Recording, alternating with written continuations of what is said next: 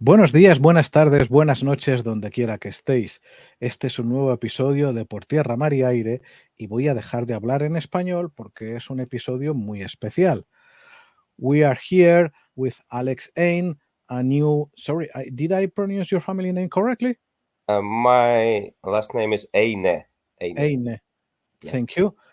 And we are here to talk about your initiatives and other very important aspects of last developments in the war of Ukraine, of your country.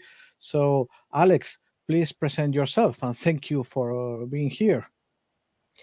Thank you too. My name is Alex Eine. I'm the Lance Sergeant in Armed Forces of Ukraine. I was the FPV drone pilot. I worked in aerial reconnaissance, and I joined the ZLYI team as an research and development head.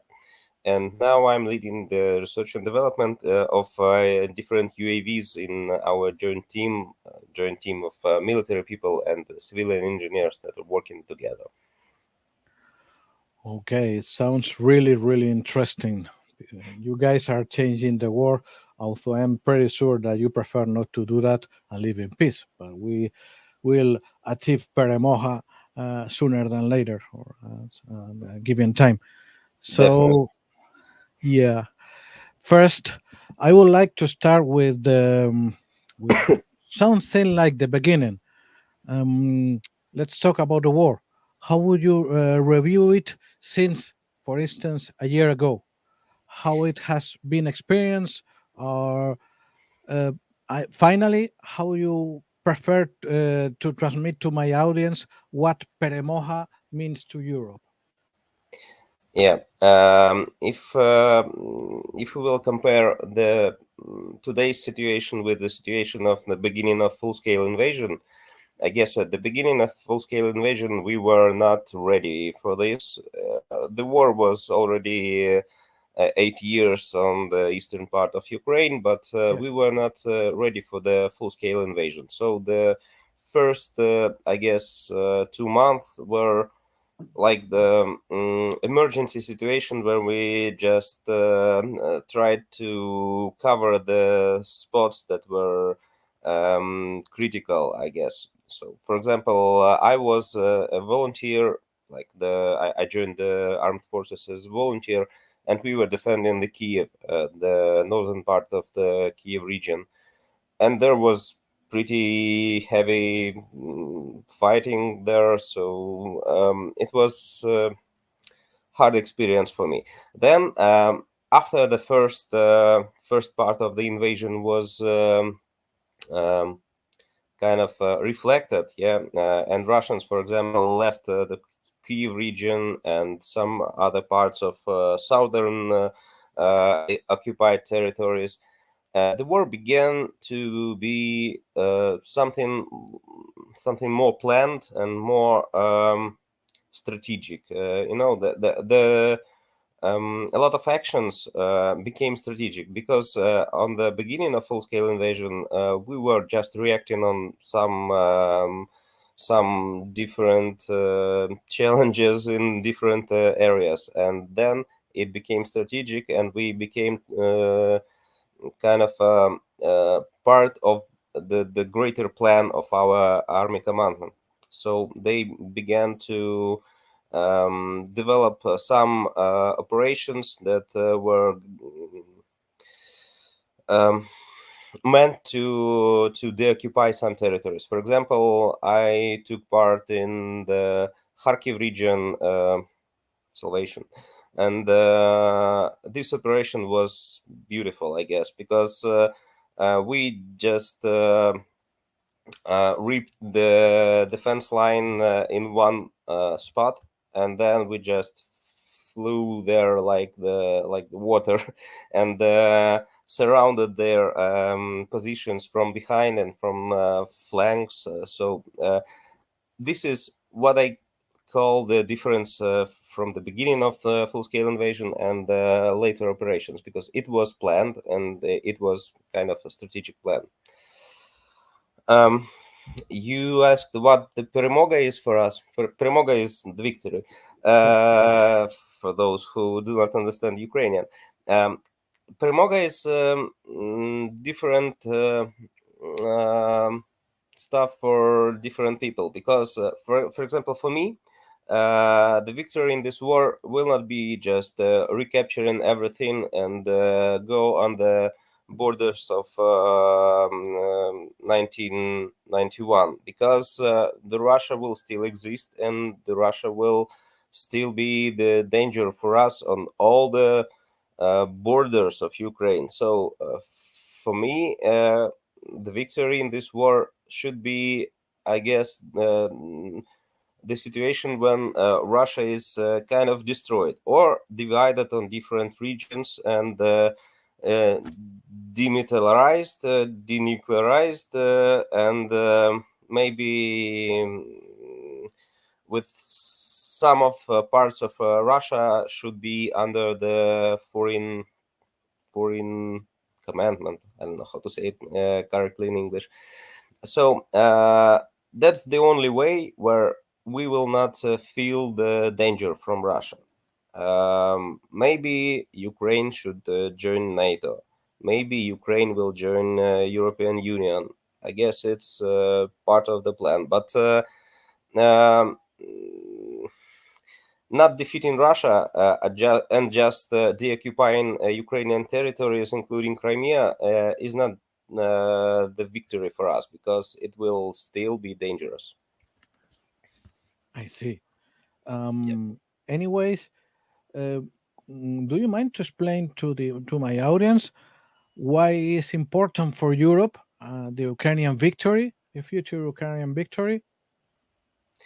Yeah, because I guess Russia is kind of a monkey with the grenade, because they do not understand that, okay, if Ukraine falls and Russia captures Ukraine, the next states that Russia will invade will be Baltic states, Poland, Moldova, etc. And some parts of some of these countries are members of the NATO, and NATO should react. So right now, Ukraine is a shield for Europe and for NATO countries. We are spending our blood and lives to protect Europe, because Russia is imperialistic. Russia's imperialistic behavior is not going anywhere. So Russia will try to capture other territories. Russia invaded Georgia. Russia invaded Georgia the second time. Russia invaded Moldova. Russia has a lot of other parts, and Russia inspired a lot of conflicts around the world. So Russia will not stop. And we are now this force that is stopping Russia, that is destroying Russia's army, that is destroying Russia's military potential. Because in some potential situation where NATO joins this war, I don't know if it will happen, but the forces of the NATO will definitely defeat Russia. But as long as Ukraine is fighting Russia on our territory and with the lives of our soldiers, the soldiers of NATO countries do not have to die on our land or somewhere else. So Ukraine is now the shield. I see. So let's talk about drones in war. I would like you to explain to us how drones have been evolved in all this time, mainly Ukrainians, but of course we are also interested in the Russians one. How could you explain to us the impact of these small I will devices like this? try to explain. A lot of drones were used before the full-scale invasion, and we had few government-supported drone developers that were doing some plain UAV type drones, and also we had a lot of I don't know, Mavics and Autels, like kind of civilian drones that were mainly used as aerial reconnaissance and nothing else. Then at the I guess the last summer, some parts of Ukrainian armed forces started to use Mavics and Autels as the platforms to drop some grenades or some other armament. And from my point of view, it's not so effective as special ammunition that is made for this, because Mavic is kind of expensive drone, and you are dropping like one F1 grenade. It's not effective as it can be, like the aerial reconnaissance for artillery, for example. But in the situations where artillery doesn't have the ammunition, and we experience a lot of the moments where artillery cannot work on the front line because we do not have ammunition. So in these cases, I guess the use of civilian drones like Mavics or Autels, like a platforms to drop grenades, was okay. But then started to appear FPV drones on frontline, and it was kind of enthusiast thing. We had the small community of FPV pilots that were trying to do something with FPV before the full-scale invasion, and then we started to use FPV as platforms to drop something, or as a kamikaze drones, and it showed that the use of FPV drones is super effective. And Russians also understood this and started to develop their own FPV technologies, because I guess 1 year ago we had FPV on the front line, had a lot of FPV pilots working on the front line, and Russians didn't have any. And right now, for example, they have specially created UAV squads that are working with FPVs, and they have plenty of them. They have a super big amounts of kamikaze drones. They do not work as bombers, and they only work as a kamikaze FPV. And we also developed a lot of like military schools that are training the FPV pilots and other pilots. And these military schools are graduating a lot of new pilots every month. And Frontline is right now kind of full of our FPV squads that are working not only as kamikazes, but also as bombers. And kamikaze is effective against vehicles. Bombers are effective against personnel or some not shielded equipment, or light armor vehicles, etc. And the effectiveness of our FPV drones is much more than Russians, because they have a lot of drones and not a lot of pilots, and the quality of pilots is lower than ours, because they are kind of mobilized people who are just were chosen. Okay, you are relatively smart, so you are the pilot now. And from our side, a lot of people who are flying drones are the volunteers like myself, and volunteers from different background, and a lot of them are from the IT background, a lot of them are from some kind of business, and people with higher intellect level and with the higher I don't know, ability to learn something new and to develop some new motor functions of their hands, are the better pilots than any pilots that Russia can get. I see. That's what about FPV. And also, a lot of development in Ukraine started, I guess, last year, and we developed a lot of plane type UAVs. Plane type UAVs of different Like, sorry, types. fixed wing, right? Not only fixed wing. Okay.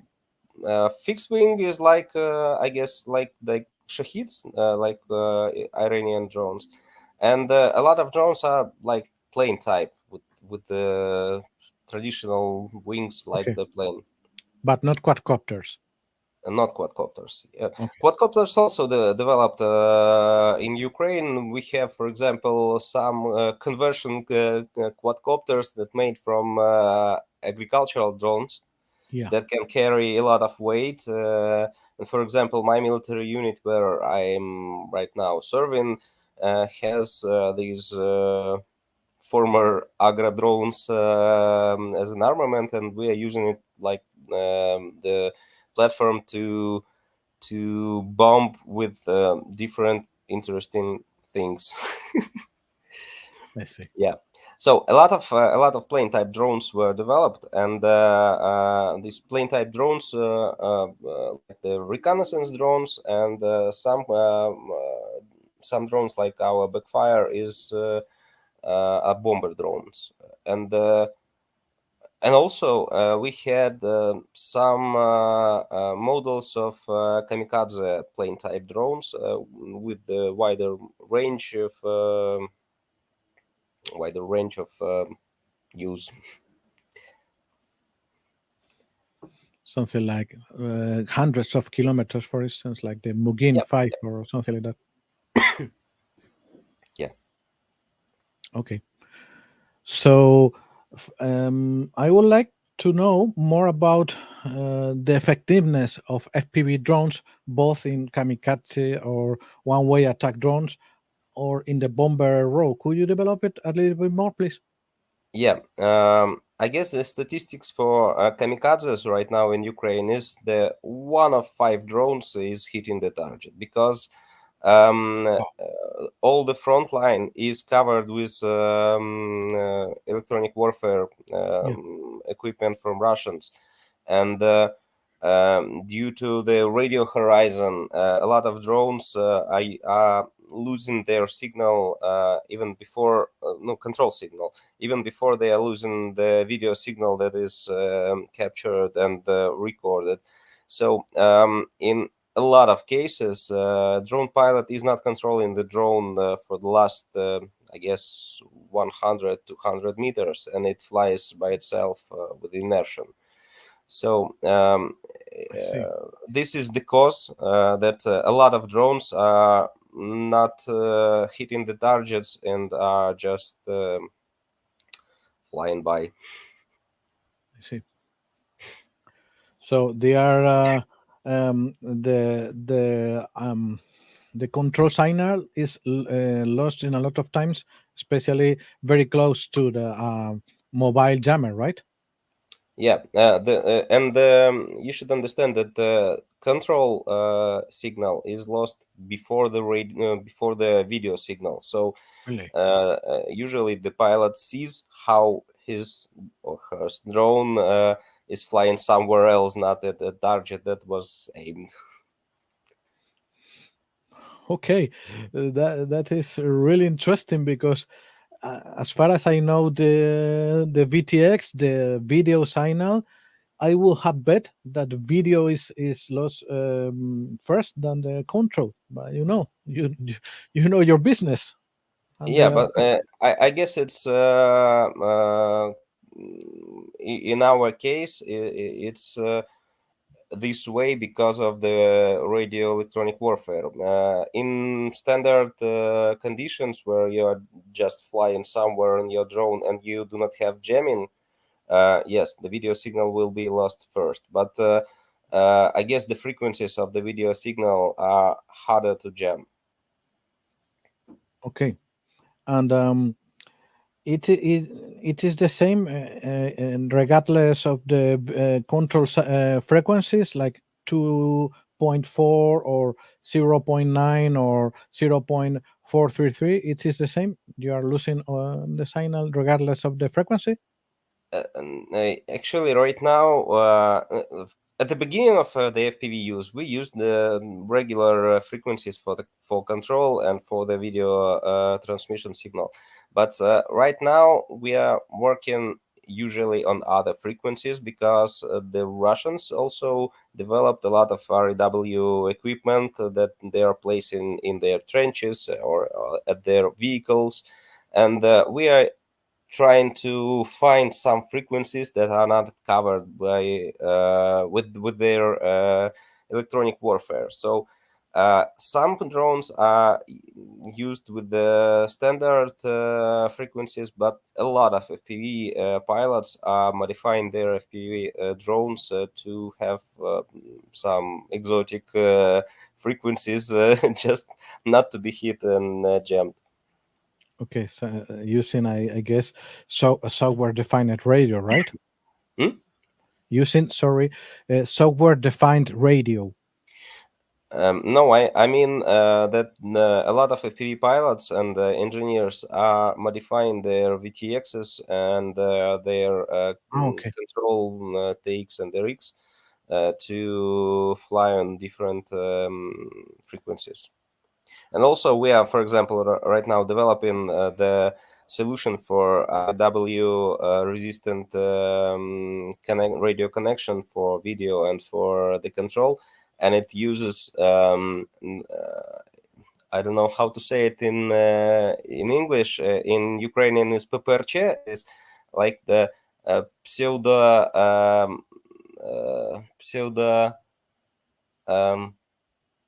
unusual change of the working frequency. Like But we are not, frequency hopping. yeah, frequency hopping. Okay. So we are not using frequency hopping. We are using the very small frequency part, but we are hopping between the coding tables. Oh my, Yeah. so interesting. Yeah, and it allows us to have the wider connection with standard antennas, and even if this particular frequency is jammed, we are still getting the signal because it's encrypted. Okay, I see. So, what about drone defense? You has already tell us that the Russians are launching tons of FPVs. How do you defend against them? Usually, right now, for example, land forces are usually equipped with the spectral analyzers that are, and some guys that are looking at them that are just land forces are understanding where when the drones are flying toward them, and this is the only way to somehow counteract, because normal FPV pilot will see anything under the some camouflage nets. Normal FPV pilot will fly in the bunker or some kind of defense stations, I guess. So there is no, I don't know, no cure for the FPV stuff, and it's good because for our FPV stuff, Russians also have no cure. But the only cure and only way to avoid it is to analyze the radio around you and understand where the drones are flying towards you, and then hide. This is the only way. In some cases, these spectral analyzers are connected with some REW equipment, but it's not widespread on the front line. Maybe it will be more widespread in the next few months, but as far as I see, it's not widespread yet. And what about, for instance, nets? Some months ago, they seem to be very widespread all around the front. Nets are not very effective actually, because normal pilot will fly somewhere from the side or from behind of something that is covered with the net, because it is kind of effective against Lancets or some other drones that are flying like in ballistics, that are not so guided like the FPV drones. But FPV drone is too quick and maneuverable, so nets are not saving from that. Oh, I see. So I think that we already have a very rich and interesting picture of how our drones working right now in your war. And I would like to enter into detail about your developments first, or the order you want, for sure. What can you tell me about Backfire? Please explain to our audience what is it about. Backfire is one of the drones that we are developing and producing. Backfire is the plane type bombing UAV. It's a quite big airplane. It has 3 meters of wingspan. Wow. It has an electric motor and flies up to 35 kilometers one side. So its battle radius is 35 kilometers. It carries 4 kilograms of payload, and payload can be anything that is suitable for the mission. For example, right now we are using frag ammunition, but we also tried thermobaric ammunition. We tried some cumulative ammunition, and also we developed some. Not developed. We had few missions where we delivered some packages to our forces that are behind the enemy lines, like the guerrilla forces. Yeah, so it's like the delivery vehicle also. And Backfire is flying autonomously along the predetermined route. So before the flight, the route is programmed into Backfire. It bombs or drops some packages also automatically, and the ballistic calculator that is calculating the exact drop point is on board, so it drops bombs or packages with a very small diameter of the goal. Yep. And it's because it has no radio signal with the operator, it is not discoverable by the radio intelligence, and this radio signal cannot be jammed. So it's highly resistant to the radio electronic warfare. Also because it has the shielded antenna, GPS antenna, passive GPS antenna, that almost has no way to be jammed. In some missions, for example, we had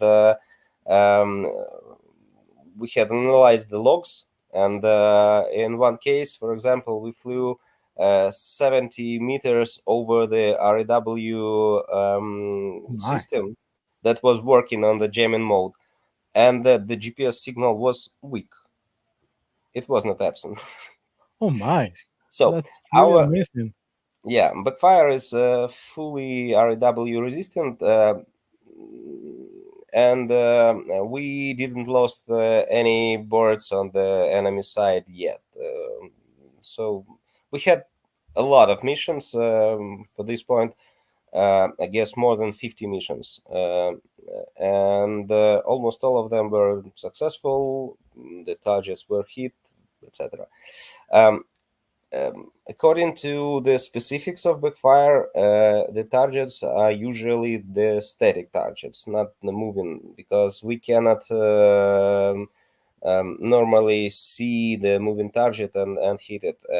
But at this range, I mean the 35 kilometers from the flyoff, usually we have a lot of interesting targets on the enemy side. For example, some kinds of logistics centers, some kind of ammunition depots, some kind of vehicles that are stored somewhere, some REW equipment that we can hit because we are REW resistant. So the profile of our targets are usually stationary targets, but a lot of them are like vehicles that are standing somewhere. And even if we are not hitting this target directly and not destroying this target, you understand that for Russians, for example, if something fell at some kind of our object, you should move it.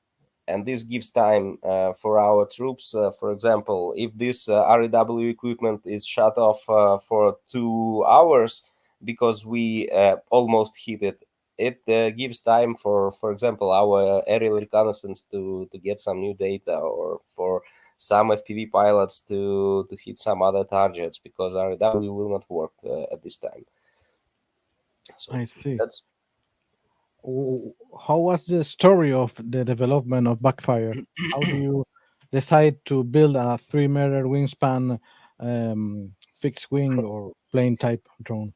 Yeah, it was kind of an evolution, because at the beginning of the full-scale invasion, one of our members of the team decided that there are no plane type bombers with the tactical range, and they gathered the team of civilian engineers that were involved in some civilian aircraft production, and they started to experiment. And the Backfire, as it is right now, is, I guess, the 20th model.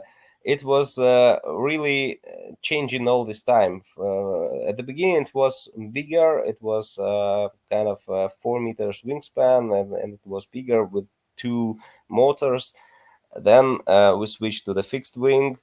Then fixed wing was discarded because it's not so stable for the bombing missions, and the regular plane type is better. So it was kind of an evolutional process, and we crashed a lot of drones with different shapes of the wings, etc., etc. Each new development in the shape of the drone had to be tested, and not all of these developments were successful. So we crashed a lot of drones for this year, and then. I guess at the beginning of this summer, we choose the final product that already has no flaws, and we are now in the process of allowing by Ministry of Defense to use it in other military units. We are using it in our military unit, and we do not need the permission for this. And right now we are in the process of allowing to use by other units. As far as I read it about it, the Ministry of Defense and the Ministry of Digital Transformation has make the whole process of adoption much more agile, right? Yeah, they are. They created the Brave One initiative. It's kind Yeah. of a joint project of different ministries, and they are helping. They, for example, we want 2 grants from them on the development, but Mhm. they are not highly involved in the bureaucratic processes in the Ministry of Defense, because Ministry of Defense is kind of a closed environment, and they have their processes, and no one can somehow interrupt them. So this process of adoption by Ministry of Defense is still complicated. We are in the Okay. process of tomorrow we will have the commission that should sign the final papers that will allow us to ship these complexes to other parts of armed forces of Ukraine. But um, this commission was postponed, I guess, 8 times, maybe 9 times. So Okay. it's not so simple right now in Ukraine. I guess the country that is in the state of war should adopt new armament or some other technological parts that can be used by armed forces as quick as it possible. But bureaucracy is still strong in Ukraine, so I guess it's not changing. Okay, that's what you need. How much time do it take for your group to develop Backfire from the first ideation to the actual state? 1 year. 1 year. Yeah. My. And this year we were developing everything that we needed with the funds of crowdfunding and the donators. So that was the only source of the finances for this. And right now the situation is not very different because we got few grants from Brave One and from startup funds. But we still are working on the donations and crowdfunding. I see. So, do you want to explain anything else about Backfire, or we go to another development of yours? I guess I explained almost everything. You just and your audience have to understand that it's RW resistant and it's bombing effectively vehicles and stationary targets, and Russians do not understand from where it fell. I see. So let's go ahead with the computer vision developments, which I am for sure really interested about it. Yeah. How does it work? How are you applying it? Yeah, Actual it's one of the Backfire is one project of our team. The second project is kind of a complex of FPV innovations that should change the tactics of use of FPVs on our front line. Because to compete with Russians, we should look forward and to develop some solutions that are more advanced than they are than Russians. And the first thing that we tried and already developed is the computer vision aiming.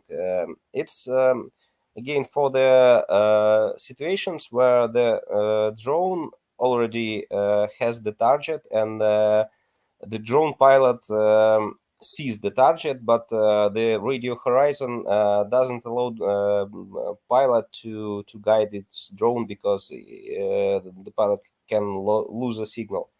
So at this case, we have the computer vision aiming on the board of the drone. So once the pilot sees the drone, sees the target, it can lock the target like you've seen in the normal aircrafts, like in jet fighters. You are looking the target, and then the computer vision algorithm on the board that is connected to the flight controller of the FPV drone is Like a companion computer, right? It's not a computer. It's kind of a small board that is tailored only to process the computer vision algorithm, and also it works on another part of the aiming. I will explain later. So it's not a computer. It's not kind of Arduino or Raspberry or something like this. It's much more simple hardware.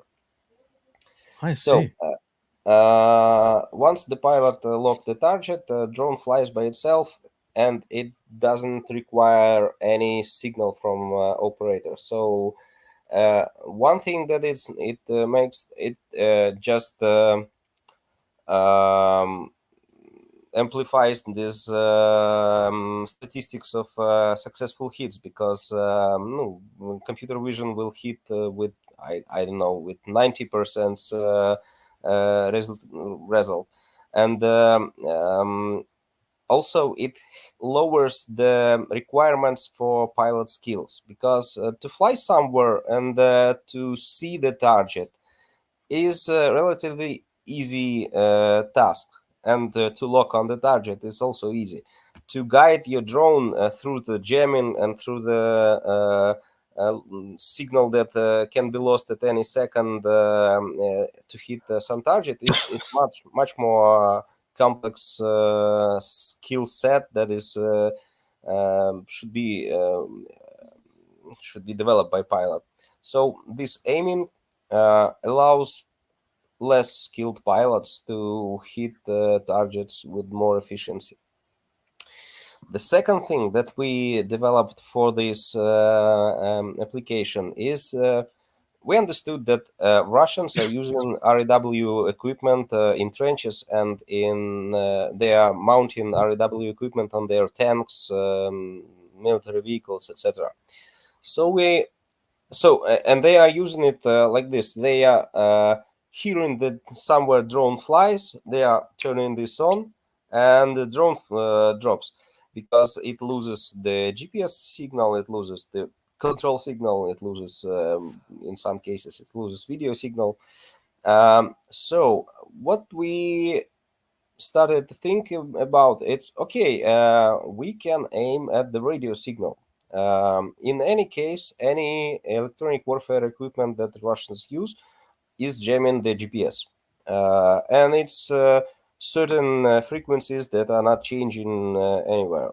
So we developed this system. I cannot disclose the special details of how it works, but it's the antenna on the drone that allows the drone to guide itself on the source of radio signal, of the radio jamming. So the louder radio electronic warfare equipment working at the Russian tank that is feeling safe, the better is aiming of our drone. And we can switch between those modes. Like one mode is the computer vision aiming, the second mode is the radio aiming, and it's processed by the same hardware board. I have to admit that I am speechless right now, because in the same drone you mount both systems. Yeah, and it's switchable in flight. Man, with just one switch, one Yeah. mode, Not and like the the other. switch on your remote control. Yeah. For instance, you are flying using acro mode, and then you are closing the drone to the radio horizon, and then you in the middle. Let me picture this, and correct me if I'm not right. Yep. You are with your goggles. You are watching the panorama, and then you discover a target. Yep. Using the acro mode, you fix the target during, I don't know, On the center of your screen, yeah. You're yeah, fixing the target on the center. And you then are pulling the switch. and then it flies by itself. Yep. After this, you just can watch how it flies until you are losing the video signal. And with the radio, it's kind of the same. But as when you fly with the FPV drone and you are flying into the jammed zone, you see that, for example, your GPS signal is constantly lowering. You see the obstacles in video signal. You see a lot of stuff that are telling you that you are in the range of some electronic warfare equipment. So in this case, you are also switching the one of the toggles on your remote control, and drone after this seeks the nearest and the loudest source of the GPS jamming signal and hits it. I think, okay, before that, sorry, I am a little bit speechless about that, but let's say, what about a mobile target, any kind of vehicle? If it is blocked, it works anyway. Yeah, it works. Computer vision and radio aiming are working with the mobile targets also, because computer vision analyzes the delta of certain amount of pixels, and it analyzes how it moves from the center of the screen, and it's working with the static targets and with the moving targets as well. Radio signal, we do not have the picture of the radio waves there. We just see the azimuth and the elevation. The points elevation. of elevation of the source of the radio stream. So we are aiming at this source, and it can be moving target also.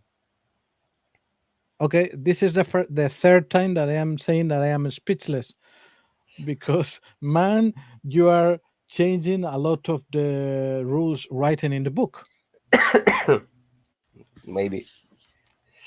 I mean, during the last year, electronic warfare was overwhelming in a lot of times, and every time the jammings starting to emit noise or whatever, a lot of, as you explained to us, a lot of drones were lost because you lose control or video signal or both.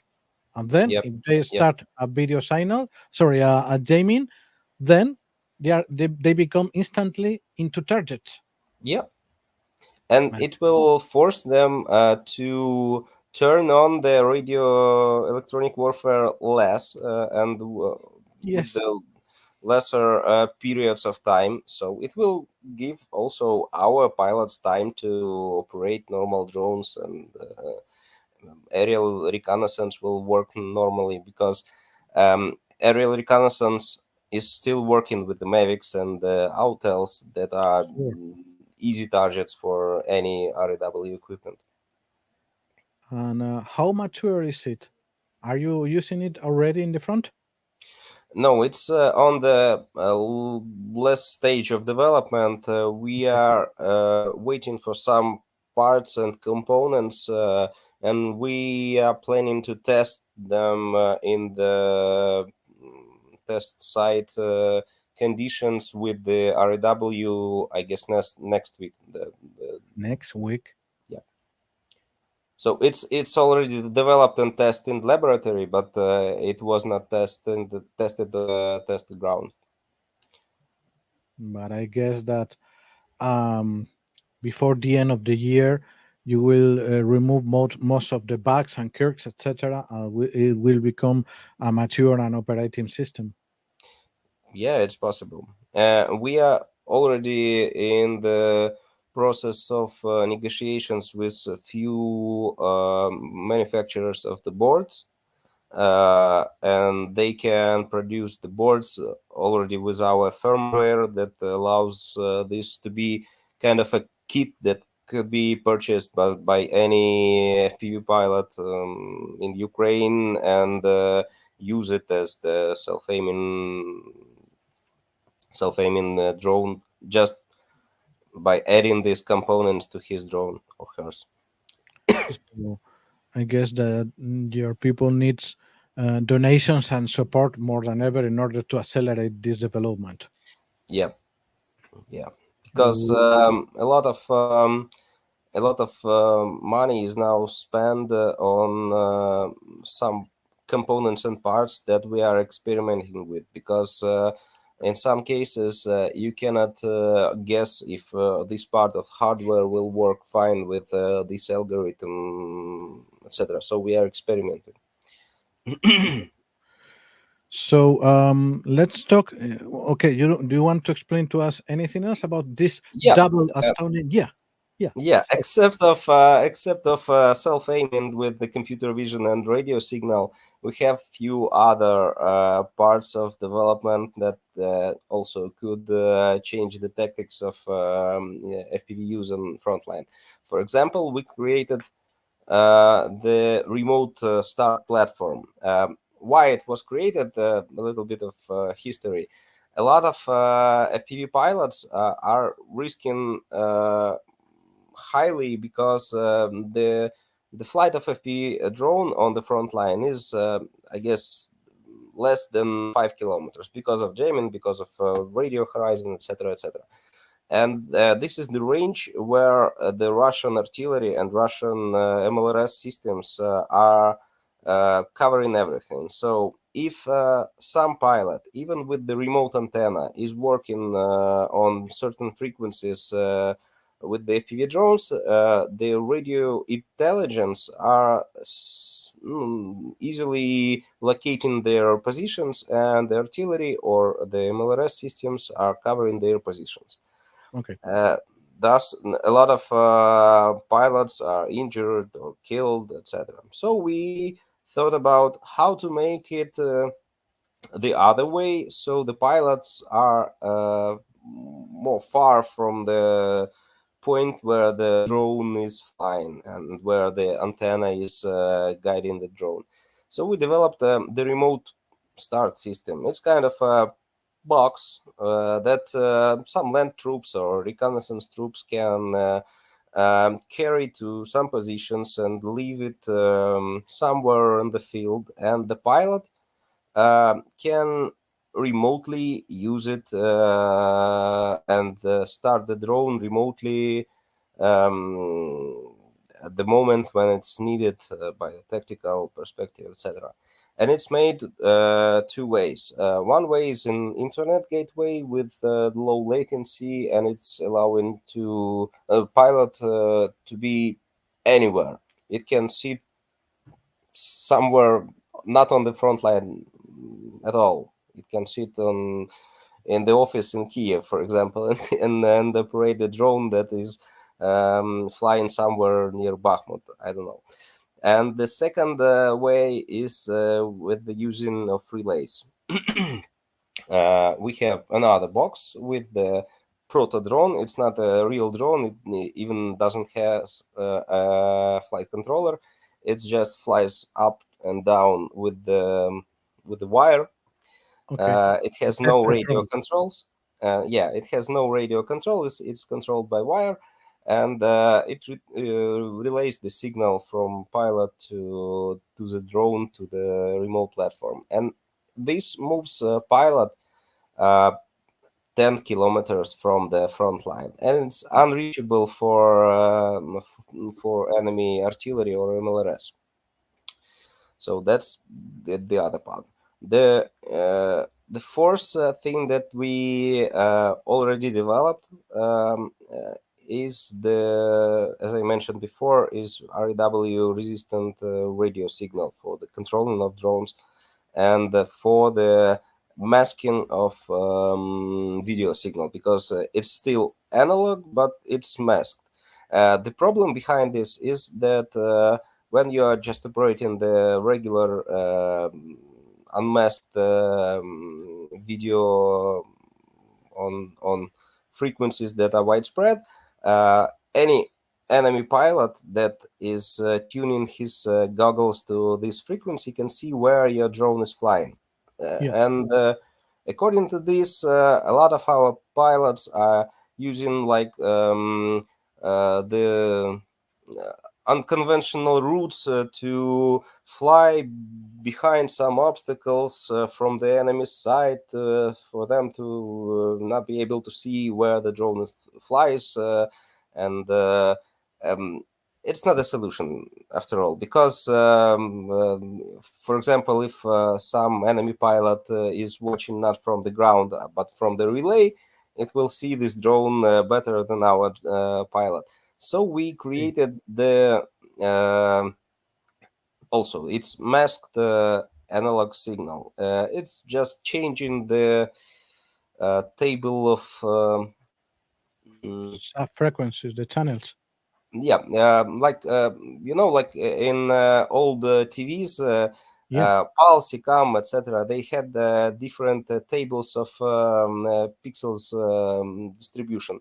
So we have this system that is changing these tables constantly, and another pilot can tune to this frequency and see the picture. But for example, all frames are flying before, or it's scrambled like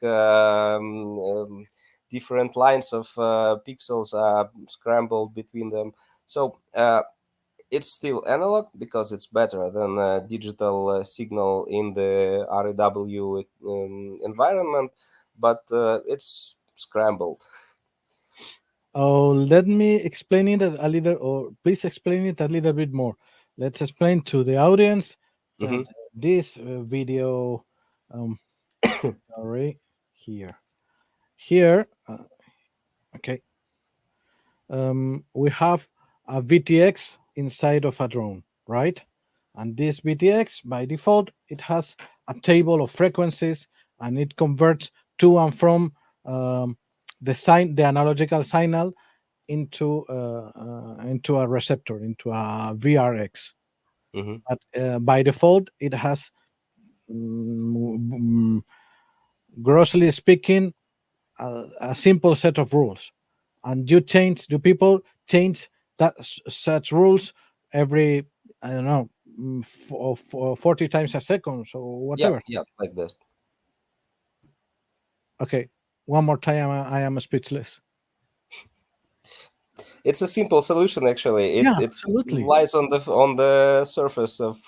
If you are just trying to think, what can you do with some simple solutions to counter some some tech from enemy. There are a lot of solutions that can be made relatively cheap and quick on the edge of military and civilian technology. So there are a lot of things we wanted to do. Simple solutions are the better. Yeah. How much time do you invest in such a solution? It's very, very out of the box. Yeah, we have the team of the engineers that are working on this FPV stuff full time. There are a team of 6 people that are working full time. And I'm switching between 2 projects and trying to invest as much of my time as it is possible, except of that time that I'm deployed somewhere by my military unit. Okay.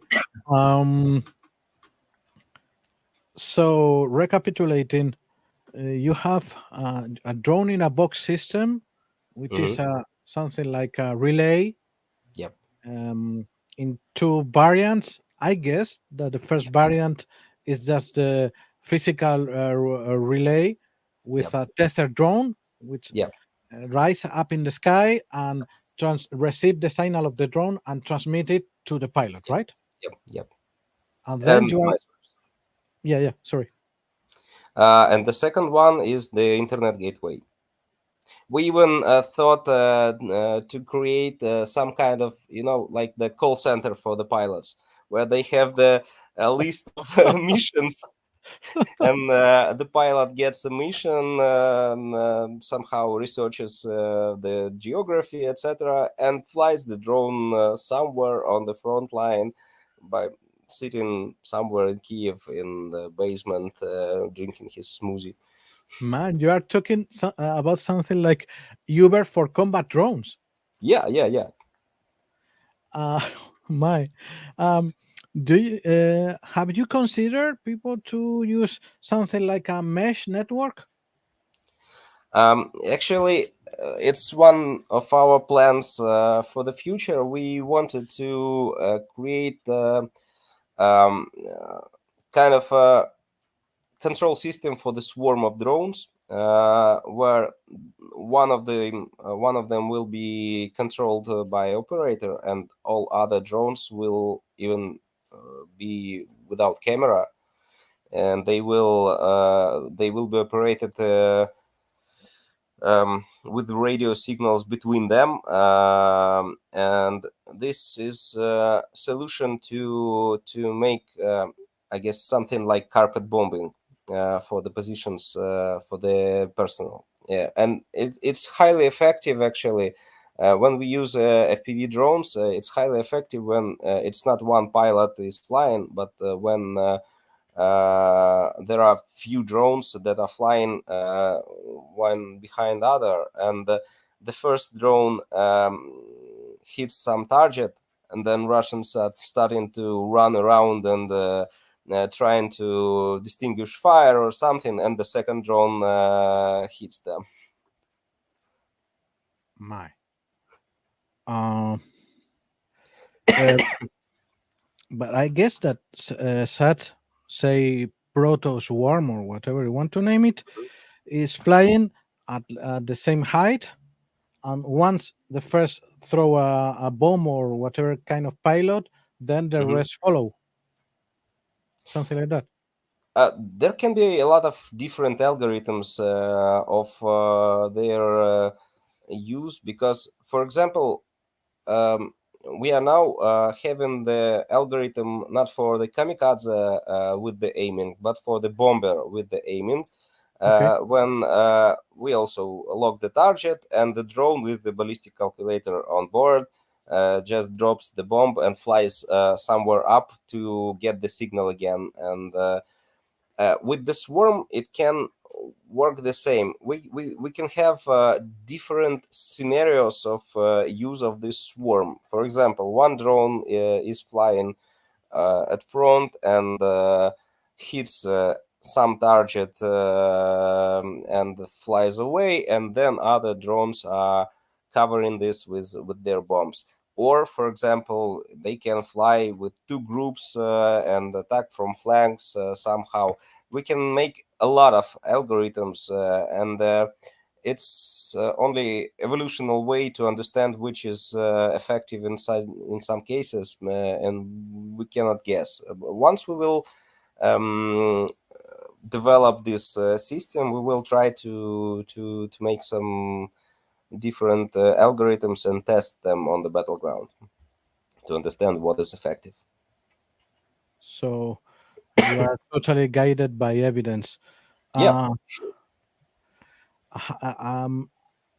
About this last development, can you use Eine compatible flight controllers, or you are locked with ArduPilot or something like that? We are usually using the simplest controllers that we can get. For example, some SpeedyBs 405 or something like this. And most of the drones are controlled by Butterfly, I guess. It's not so important, because all the stuff that is mixed by this this hardware board that computes the computer vision or radio aiming is transmitted through UART, like the mix of commands, like from the. So it is not depending on the firmware of flight controller. Man, I think I am beyond speechless. It's nobody could forecast such amount of innovations and quick developments 1 year ago or something like that. Yeah. And the development of different stuff for FPVs is in Ukraine right now on the highest pace, I guess, because there is a community of FPV pilots that are sharing the information all the time. All the developers of different solutions are sharing information between each other. So there is no, I don't know, kind of intellectual Property. no, intellectual property is present, but no intellectual competition between different developers, because we understand that any of our solutions that can be the game changer on the front line should be distributed as fast as it is possible.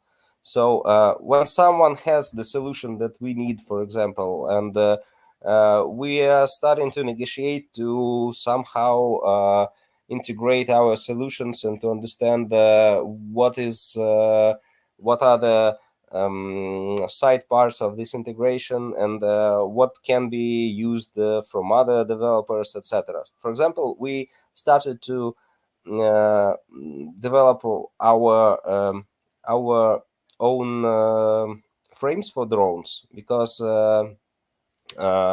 this hardware board cannot fit in the normal frames when you are just using the regular drone.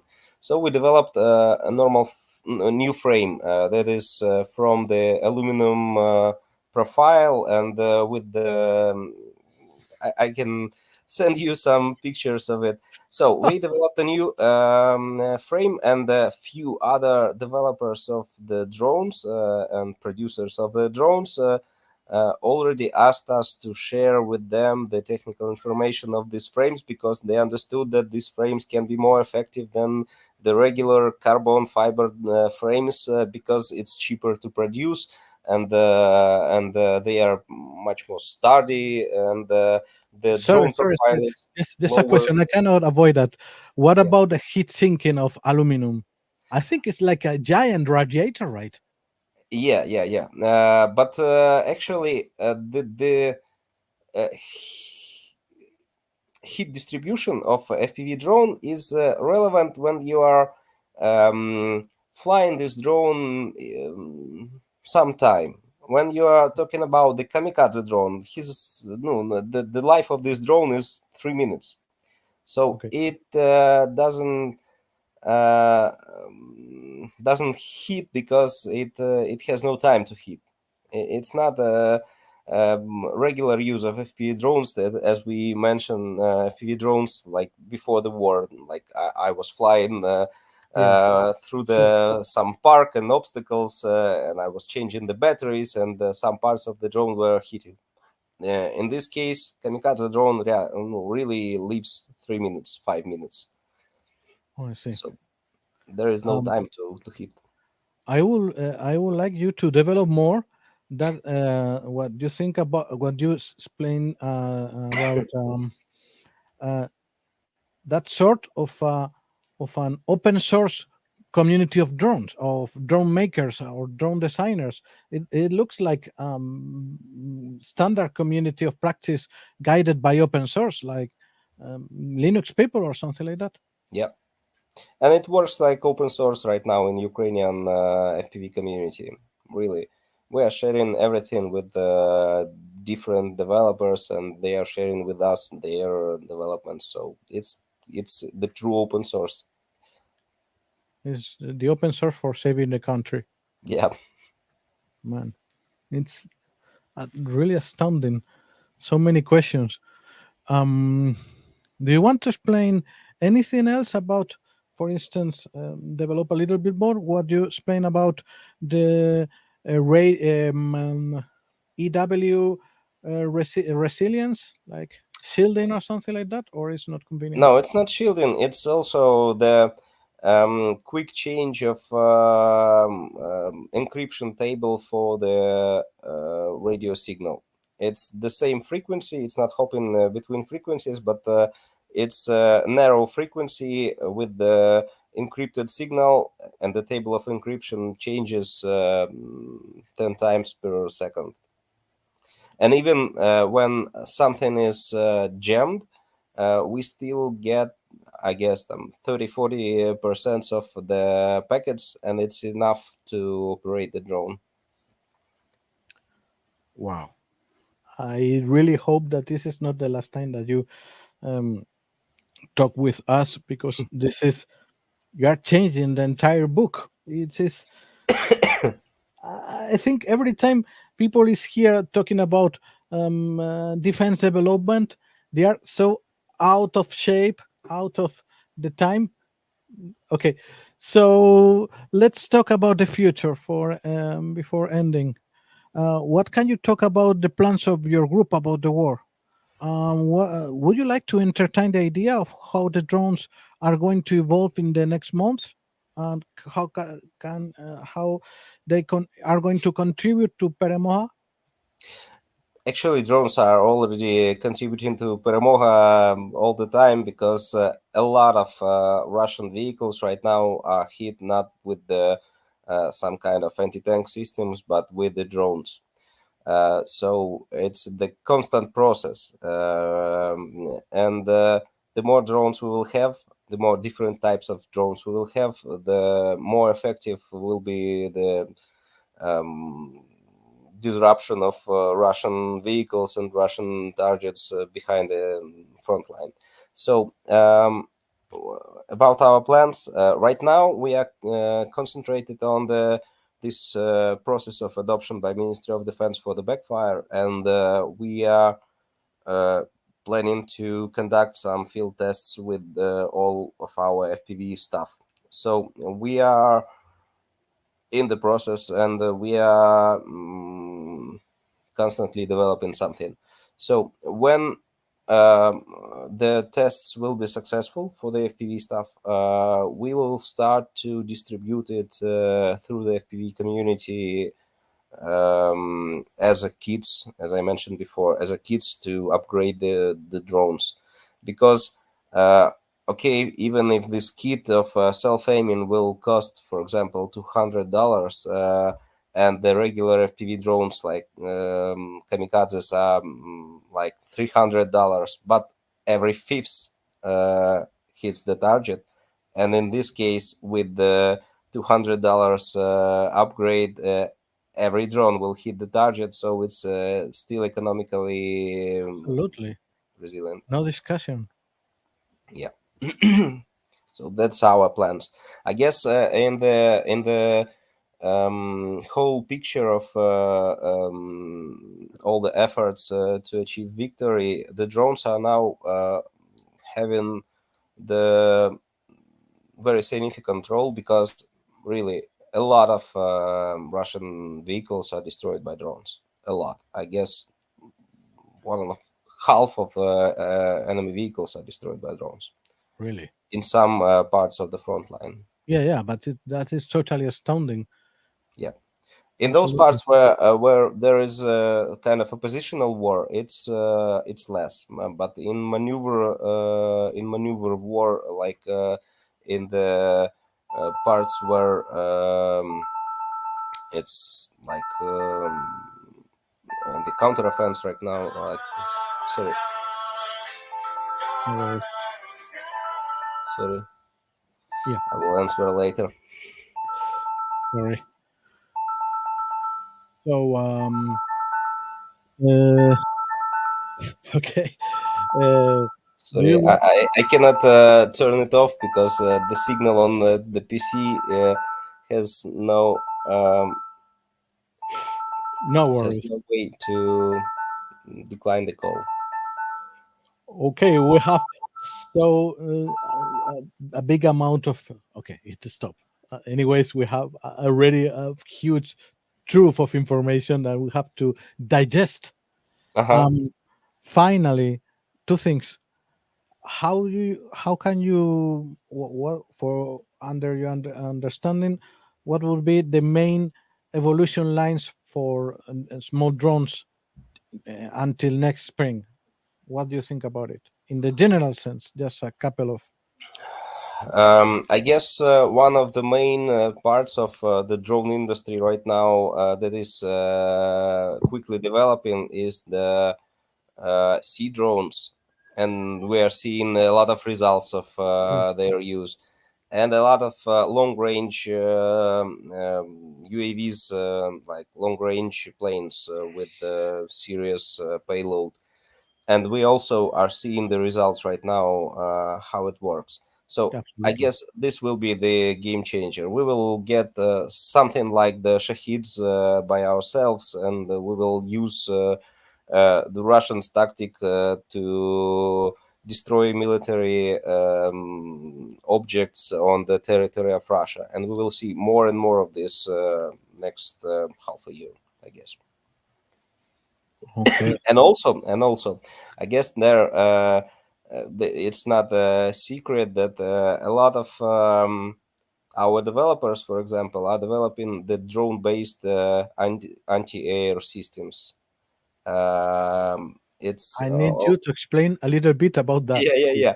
For example, there is one company that is using also computer vision and some other stuff to guide their FPV drone Okay. to hit the Shahid. shahids. So the idea is distributed network of starting points from where FPV drones with the higher speed can fly and intercept some low flying targets like shahids. Man, do you think that FPV drone anti-FPV drone is feasible, or it is not? Yeah, so? it's FPV drone anti-FPV. It's not feasible because it's economically not interesting. Because FPV drone anti-Shahid is great solution because of the cost of Shahid or something, or Lancet or something like this. So every solution should be considered in economical way. But if some solution can save at least one life of our soldier, it's economically grounded. Okay, so do you want to explain anything else, or we go to the final and most important part about donations? I guess I explained everything that I wanted. Okay, perfect. A lot, believe me. So let's talk about supporting your group. I think you Yeah, are working in so many important things that you deserve to receive as much support as you can. yeah. Right now We can. Sorry, we can. we have the crowdfunding campaign and the donation campaign. And I can send you the link for the site that is explaining everything and how to donate. There are a lot of ways how to donate, um, and it's I guess it can be donations from any people and from companies if some companies want to donate. And also we are right now looking for investment for the production company that will produce backfires, and for the development bureau that will produce that will develop all the technology stuff and be an hub for intellectual property that can be sold afterwards. So I will send you the site, and I can send you QR codes to quick access to the site. And there is everything explained in English. Yeah, Sadly, I don't have the Spanish version. no problem at all. We will publish it here and we will Okay. translate it into Spanish in order to reach as many people as possible, because people, we need to support these guys, because Mhm, these guys are contributing a lot in order to win the war and save Europe. mhm. So I just can say almost anything. I am speechless. In so few time, you people have developed, the entire communities, I can understand, have developed so many solutions that in a matter of months, a lot of things are going to change a lot, and Yep, you are contribute more and more to the peremoja, to the victory. yep. So do you want to transmit an ending message for our audience? I guess I wanted to say that all the support from European companies, from states and other companies, countries of the world to Ukraine is crucial, and we are thankful for everything that we are receiving as military equipment, as the financial aid, etc. And Europe and other countries in the world should understand that Russia is the cancerous disease of this planet, and it should be somehow divided and destroyed. Because if it will be left in the state that it is right now, it will continue to try to invade other countries and try to inspire conflicts around the world, like Syria, like some conflicts in Africa, etc., etc. So I guess all the people of all countries in the world should understand that Russian propaganda is the source of disinformation, and if you want to understand what exactly is in this war is, you should maybe listen to the normal sources of information, like the Western Absolutely. news agencies. And Russia should be stopped, and Ukraine is I right concur. now the shield that is stopping this invasion in Europe. Ukraine is not the goal of the Russia. Ukraine is the checkpoint before some other goals. So the imperialistic state of Russia should be destroyed. That's probably what I wanted to say. Okay. Well, Alex, thank you very much for all your words. I concur that we have to stop all these evil intentions and restore the peace in all Europe, by any means necessary.